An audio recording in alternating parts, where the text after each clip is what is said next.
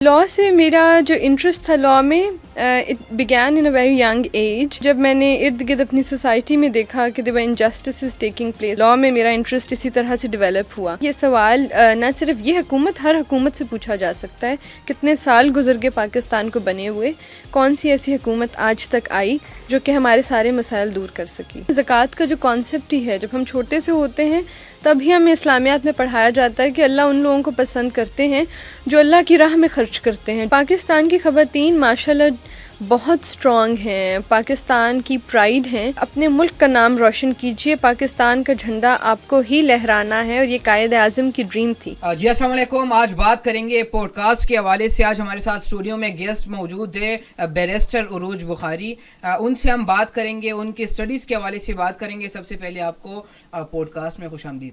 Thank you very much for having me, it's my pleasure. اچھا, کیسا لگا ہمارا سیٹ, کیسا لگا آپ کو؟ ماشاءاللہ بہت خوبصورت سیٹ ہے, بہت پروفیشنل. یہاں پہ جو بھی کام کرنے والے ہیں سب utmost professionals. It's my pleasure to be here. چلے, بہت شکریہ آپ کا. اپنے بارے میں بتائیے گا, اتنے کم ایج میں بیرسٹر, اور وہ بھی باہر سے آپ نے اسٹڈیز کی, مطلب کمپلیٹ کیے ساری چیزیں. جی, لاء سے میرا جو انٹرسٹ تھا لاء میں it began in a very young age. میں انسانی حقوق کی کارکن بھی ہوں, تو چھوٹے ہوتے ہوئے ہی جب میں نے ارد گرد اپنی سوسائٹی میں دیکھا کہ there were injustices taking place, I wanted to do something to change them, and so then that is what caused my interest in law. Law میں میرا انٹرسٹ اسی طرح سے ڈیولپ ہوا.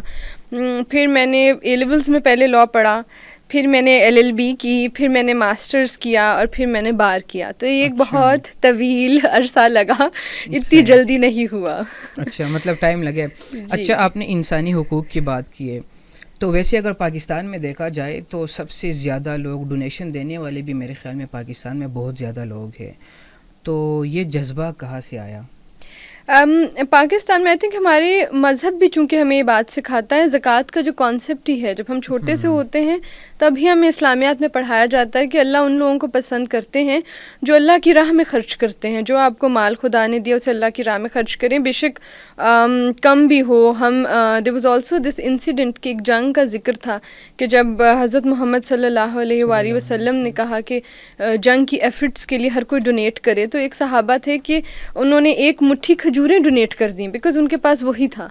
تو حضرت محمد صلی اللہ علیہ وآلہ وسلم نے وہ کھجوریں اٹھا کے پورے مال کے اوپر رکھ دیں کہ یہ سب سے بہتر ہے. So that is what our religion teaches us as well. اور آئی تھنک اسی لیے ہر پاکستانی میں بہت جذبہ ہے to donate to good causes. ٹھیک ہے. اچھا, ویسے فیوچر پلانس کیا ہے آپ کے؟ مطلب بیرسٹر تو آپ بن کر آ گئی ہے, ویسے باہر نہیں رہنا چاہیے تھا آپ کو؟ سارے لوگ یہاں سے باہر جانے کی کوشش کرتے ہیں, آپ نے باہر سے اسٹڈیز کر کے تو واپس پاکستان ہی آ گئی آپ. یہ سوال مجھ سے بہت لوگ پوچھتے ہیں. یہ سوال میں قانون پڑھاتی بھی ہوں, تو یہ میرے اسٹوڈنٹس بھی کئی دفعہ مجھ سے پوچھتے ہیں کہ میم ہم باہر جانے کی کوشش کر رہے ہیں اور آپ پاکستان واپس آ گئیں.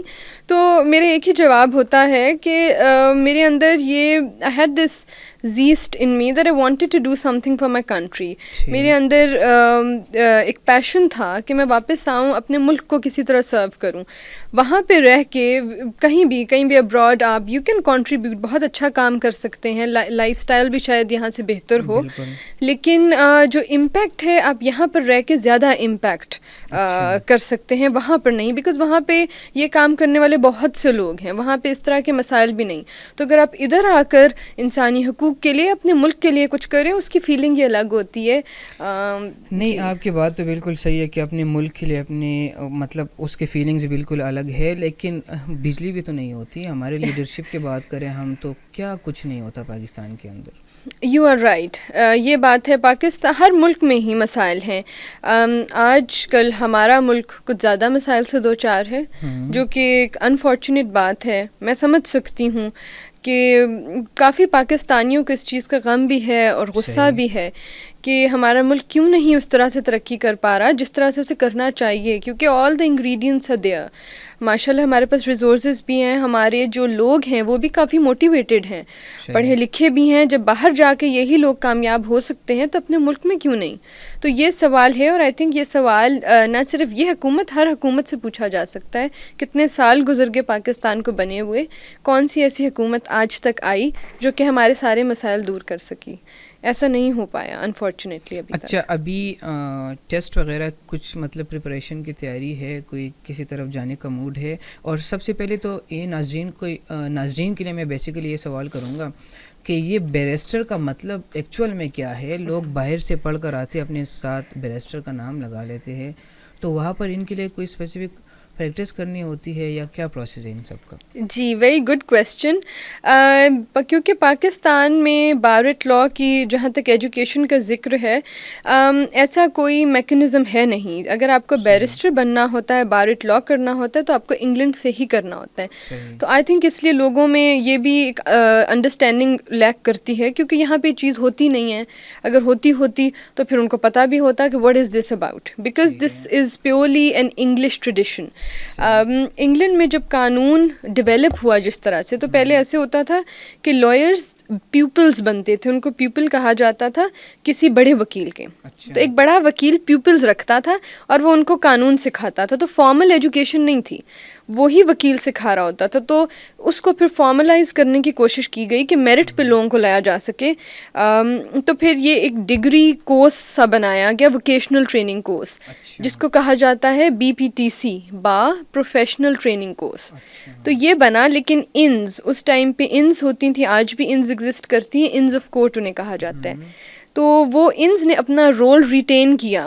جو بھی بیرسٹر بنتا ہے اسے کسی نہ کسی ان کا ممبر ہونا پڑتا ہے. جس طرح سے for me I studied from Lincoln's Inn, Quaid Azam بھی لنکنز ان سے ہی پڑھے, انہوں نے بھی وہیں پہ ٹریننگ حاصل کی. I think Zulfikar Ali Bhutto also went to Lincoln's Inn, and Allama Iqbal also went to Lincoln's Inn. So Pakistan کا لنکنز ان سے بڑا پرانا تعلق ہے. قائد اعظم کی بسٹ بھی رکھی گئی ہے, ان کا اسکلپچر بنا کے لنکنز ان کی مین لائبریری میں ہے. صحیح جی. اچھا چلے فیسز کے حوالے سے بات کرتے ہیں. تو کلائنٹ سے فیس کتنے چارج کرتے ہیں, یا بتانا پسند نہیں کریں گے؟ نہیں, کیس پہ ڈپینڈ کرتا ہے.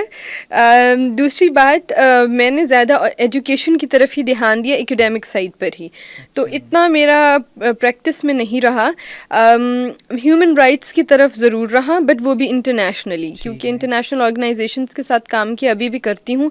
اگر میں کسی کام آ سکوں پاکستان میں تو پرو بونو کام کرتی ہوں, اگر آپ کا ہیومن رائٹس میٹر ہے تو. اچھا مجھے یہ بتائیے گا, ہیومن رائٹس کی آپ بات کر رہی ہے, اور یہ وکلا جو ہے زیادہ تر, تو میرے خیر ان کے ساتھ ٹائم بھی زیادہ گزرتا ہے, یہ رول آف لا کی بات کرتے ہیں ہمیشہ. تو میں ہمیشہ یہ سوال کرتا ہوں, آپ سے بھی یہی سوال ہے کہ آپ کے پاس کوئی بھی کلائنٹ آتا ہے, کوئی کیس ہے, اور آپ کو پتہ بھی ہے کہ اس بندے نے غلط کیا ہے, پھر آپ لوگ ان کو سپورٹ کیوں کرتے ہیں, کیس کیوں لیتے ہیں آپ ان سے؟ کیس تو لینا چاہیے ہے میرے خیال سے. غلط اگر آپ کو پتہ ہے کہ اس بندے نے جرم کیا ہے, تو پھر میں اپنے اسٹوڈنٹس کو بھی یہی ایک لیکچر دیتی ہوں, ایڈوکیسی پڑھاتی ہوں جب تو, اور پروفیشنل ایتھکس, تو میں ان کو ایک لیکچر میں بتاتی ہوں کہ ایسی سچویشن ہو, آپ کے پاس ایک کلائنٹ آئے اور وہ خود منہ سے آ کے آپ کو بول دے کہ میں نے یہ جرم کیا ہے, لیکن میں کورٹ میں جا کر یہ کہنا چاہتا ہوں یا چاہتی ہوں کہ میں نے یہ جرم نہیں کیا ہے اور آپ مجھے بچائیے. تو بیسکلی کورٹ کو مس لیڈ کیجیے, گمراہ کیجیے کورٹ کو, میری مدد کیجیے کورٹ کو گمراہ کرنے میں کہ میں واقعی معصوم ہوں. تو ان حالات میں ایک وکیل کو کیا کرنا چاہیے؟ ہمارے پاس ایک ایکٹ ہے جو ہمیں بڑی کلیئرلی بتاتا ہے کہ ذمہ داریاں ایک وکیل کے اوپر کیا ہیں, اس کی ایتھیکل ذمہ داریاں کیا ہیں. تو وہاں پر یہ بات کی گئی ہے کہ آپ کی کلائنٹ سے بڑھ کے آپ کی ذمہ داری کورٹ کی طرف ہوتی ہے, تو آپ مس لیڈ نہیں کر سکتے. آپ یہ کیس مت لیجئے. اگر آپ لے رہے ہیں تو آپ کلیئرلی اس کو بتائیے, کیونکہ آپ یہ مجھے بول چکے ہیں کہ جرم آپ نے کیا ہے, تو میں کورٹ میں جا کر can not plead from your side that you are not guilty. یہ کیس نہیں پریپیئر کر سکتے ہم. اگر وہ پھر بھی نہیں مانتا, آپ تو ایڈوائز ہی کر سکتے ہیں نا. اگر نہیں مانتا تو آپ کیس مت لیجئے, ودرا کر لیجئے, کسی اور وکیل کے پاس جائے اور اس کو یہ بات نہ بتائے منہ سے اپنے کہ ہاں میں نے جرم کیا ہے, تو آپ لے سکتے ہیں. دا ریزن بینگ کیوں. اس طرح یہ فیصلہ وکیل نے نہیں کرنا ہوتا کہ کون سچ بول رہا ہے, یہ ایویڈنس کی بیسس پہ کورٹ نے فیصلہ کرنا ہے. کیونکہ کئی دفعہ آپ کے پاس ایک انسان آئے گا جو کہ رائٹ پہ ہوگا اور آپ کو پتہ ہے کہ اس کے ساتھ ظلم ہوا, لیکن کیونکہ ایویڈنس سپورٹ نہیں کر پا رہا یا ایویڈنس ایگزسٹ نہیں کرتا, اتنا اسٹرانگ نہیں, آپ کچھ نہیں کر سکتے. آپ کورٹ میں کیس تو ضرور لے جائیں گے, لیکن ایونچولی آپ کا کلائنٹ کیس ہار جائے گا صحیح ہونے کے باوجود بھی. صحیح ہے. مطلب چلے اس کے اوپر بھی بات کرتے ہیں. آپ نے جس طرح بات کی ہے, تو ویسے لگتا ہے آپ کو پاکستان کے اندر جو ہمارا نظام ہے، ٹرانسپیرنسی انٹرنیشنل کی رپورٹس دیکھ لے تو پاکستان 133 سے میرے خیال میں اوپر رینکنگ پہ ہے، وہ بھی مطلب ہماری عدالتوں کا جو نظام ہے. جی تو یو کے میں کیا ڈفرینس آپ کو نظر آتے ہیں؟ وہاں پر تو ان کے پاس کانسٹیٹیوشن ہے ہی نہیں ریٹن میں. جی یو کے کی انٹرسٹنگ اگزامپل ہے بیکاز وہاں پہ کوڈیفائڈ نہیں ہے کانسٹیٹیوشن.